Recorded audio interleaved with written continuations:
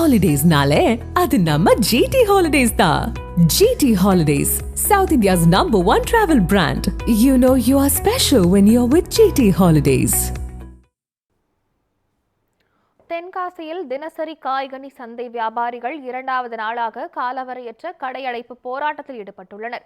இது குறித்து செய்தியாளர் ராஜன் வியாபாரிகளுடன் நடத்திய கலந்துரையாடலை பார்க்கலாம்.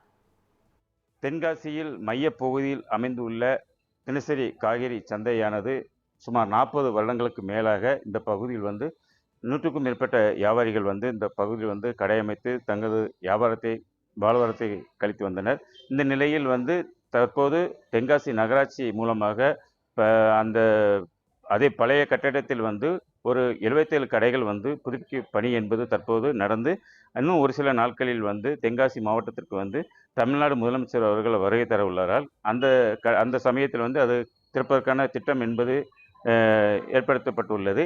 இந்த நிலையில் இந்த வியாபாரிகள் இவர்கள் வைக்க கோரிக்கை என்னவென்றால், முன்மாதிரியே நாங்கள் எப்படி அந்த பழைய இடத்தில் நாங்கள் இருந்தோமோ அதே போலதான் எங்களுக்கு முன்னுரிமை வழங்க வேண்டும், பொது ஏலத்தை ரத்து செய்ய வேண்டும் என்று நேற்று முதல் கடையடைப்பு போராட்டம் என்பது நடந்து வருகிறது. இன்று 2வது நாளாக அந்த கடையடைப்பு போராட்டம் என்பது நடந்து வருகிறது.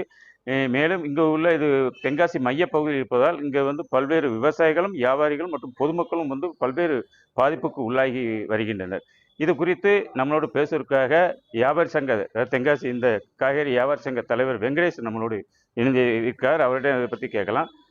அண்ணா வணக்கம். அதாவது இப்போ காலவரையற்ற வேலை நிறுத்தம் அப்படின்னு சொல்லி இந்த கடையடைப்பு போராட்டங்கிறது நிறைவேற்றிருக்கீங்க. இது என்ன மாதிரியான உங்கள் தாக்கத்தை பிரதிபலிக்குமா, நிறைவேறுமான்னு நீங்கள் எதிர்பார்க்கீங்களா? நகராட்சிகிட்ட ஏற்கனவே முறையிட்டீங்களா? மாவட்ட ஆட்சியரை சந்திச்சிருக்கீங்களா? என்ன மாதிரியான உங்கள் கோரிக்கை? சார், நாங்கள் ஏற்கனவே நகர்மன்ற தலைவர், நகராட்சி ஆணையாளர், மாவட்ட ஆட்சித்தலைவர், தமிழக முதல்வர் எல்லாருக்குமே நாங்கள் கோரிக்கை மனுவை நாங்கள் அனுப்பியிருக்கோம். நாங்கள் 40 வருட காலமாக அங்கே தொழில் செஞ்சு வந்துக்கிட்டு இருக்கோம். இப்படி தொழில் செஞ்சு வந்துக்கிட்டு இருக்கும்போது இதே 98ல் இதே கட்டடத்தை புதுப்பிக்கக்கூடிய இந்த திட்டம் வந்தது.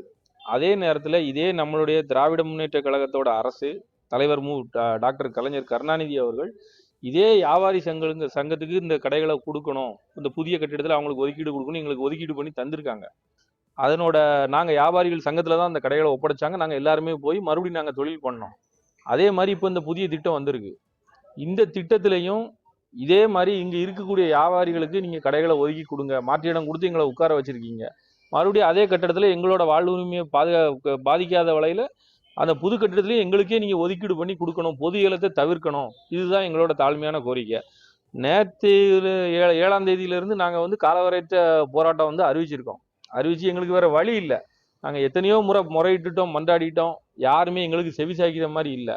நேற்றுக்கு பேப்பரில் தினகரன் நாளிதழில் நகராட்சி நிர்வாகத்திட்ட இருந்து தெரிவிச்சிருக்காங்க. என்ன தெரிவிச்சிருக்காங்கன்னா, அவங்க கோர்ட்டுக்கு போயிருக்காங்க.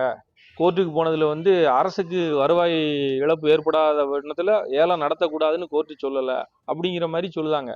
நான் என்ன சொல்லுதேன், நாங்கள் கோர்ட்டுக்கு எங்களுக்கு கடைகள் எங்களுக்கே தரணும்னு தான் நாங்கள் கேட்டிருக்கோம். அப்போ நீங்கள் எதுக்கு எதிர்த்து வாதாடுவீங்க? நீங்கள் அரசாங்கம் இருக்கிற வியாபாரிகளுக்கு செஞ்சு கொடுக்கணும்னு நீங்கள் நினைக்கிங்கன்னு சொல்லி நீங்கள் சொல்லுவீங்க.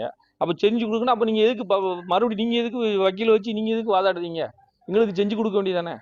நாங்கள் உங்கள்கிட்ட முறையிடுதோம். நாங்கள் இடத்த காலி பண்ணி தருவதுக்கு முன்னாடியே நகர்மன்றத்தில் நாங்கள் முறையிடுதோம். எங்களுக்கு தீர்மானம் போட்டு கொடுங்க, உங்கள் திட்டத்தை நாங்கள் வரவேற்கோம், அரசாங்கத்தோட திட்டத்தை நாங்கள் வரவேற்கோம், நாங்கள் மாறி உட்கார்ந்துக்கிடுதோம் அப்படின்னு சொல்லி நாங்கள் உங்கள்கிட்ட முறையிடுதோம். தீர்மானம் போட்டு தர முடியாது. வியாபாரிகளான நீங்கள் தானே, நீங்கள் மாறி உட்காருங்க, உங்களை நாங்கள் மாறி உட்கார வச்சதும் நீங்கள் வாய்மொழி உறுதிமொழி தந்தீங்க. அதை நம்பி தானே இந்த பாவப்பட்ட ஏழைகள், நாங்கள் விவசாயிகள், நாங்கள் வியாபாரிகள் நாங்கள் உட்கார்ந்துருக்கோம். அப்போ மறுபடியும் அதை நிறைவேற்றி தர வேண்டிய பொறுப்பு தென்காசி நகராட்சி நிர்வாகத்துக்கு இருக்கு இல்லையா? அதை பண்ணி கொடுக்க வேண்டாமா? எங்க மேலே ஏன் இந்த சட்டத்தையும் இந்த திட்டத்தையும் இப்படி போட்டு திணிச்சு எங்களை கஷ்டப்படுத்துறீங்க? நாங்கள் மாளிகை கட்டடம் கேட்டோமா, காய்கறி வியாபாரம் பார்க்க மாளிகை கட்டடம் கேட்டோமா, இத்தனை கோடியில திட்டத்தை போடுங்கன்னு சொல்லி நாங்கள் சொன்னோமா? எங்களுக்கு தேவை பிழைக்கிறதுக்கு ஒரு இடம் இல்லை. இப்போ இயங்கி இருக்க இந்த பூங்காவிலையாவது எங்களை இருக்க விடுங்கன்னா அதுவும் நாங்கள் இருக்க விட மாட்டோம். அது பூங்கா, யாராவது ஒரு ஆள் பொதுமக்கள் தொடர்பாக கேஸ் போட்டோம் அப்படின்னா அதுவும் நாங்கள் உங்களை இது பண்ண முடியாது, நீங்கள் அங்கே தான் இருக்கணும் அப்படின்னு சொல்லி சொல்லுவீங்க. ஒன்றும் பிரச்சனை இல்லை. நாங்கள் அரசுக்கு வருவாய் இழப்பு ஏற்படாத வண்ணம் நான் ஏலத்தை நான் நடத்துவோங்கிற மாதிரி சொல்லுதாங்க நிர்வாகம் சொல்லுது, நகராட்சி நிர்வாகம் சொல்லுது. ரைட்டு. நாங்கள் வருவாய் இழப்பீடு பண்ணதுக்கு, அரசாங்கத்துக்கு இழப்பீடு பண்ணதுக்கு நாங்கள் விரும்பணுமா? நாங்கள் இலவசமாக கேட்கலையே. மார்க்கெட்டு சந்தை என்ன மதிப்பீடு இருக்கோ அதை தரதுக்கு நீங்க வியாபாரிகள் ரெடி. அரசாங்கத்துக்கு எதிராகவோ சட்டத்துக்கு எதிராகவோ நாங்க செயல்பட எங்களோட வியாபாரிகளுக்கு எங்களுக்கு அந்த கோரிக்கை எங்களுக்கு கிடையாது.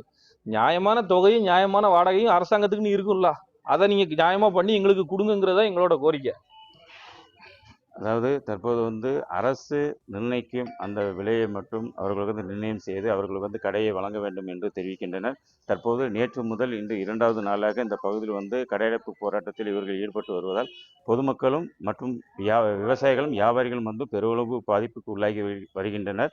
மேலும் வரக்கூடிய இன்னும் ஒரு சில நாட்களில் வந்து இந்த மார்க்கெட்டானது தமிழக முதல்வர் தென்காசி மாவட்டத்துக்கு வருகை தர உள்ளதால் அது திறப்பதற்கான அந்த ஆயத்த பணிகள் என்பது நடைபெற்று வருகிறது. அதுக்கு முன்பாகவே இவர்களுக்கு வந்து அரசு நிர்ணயம் செய்யக்கூடிய அந்த தொகையினை மட்டுமே செலுத்தி இவர்களுக்கு வந்து முன்னுரிமை கொடுத்து இவர்களுக்கு வந்து கடை அமைத்து கொடுக்க வேண்டும். மேலும் இந்த பொது ஏலத்தை வந்து ரத்து செய்ய வேண்டும் என்று இவர்களுக்கு கோரிக்கையாக உள்ளது. ராஜன், நியூஸ் 7 தமிழ், தென்காசி.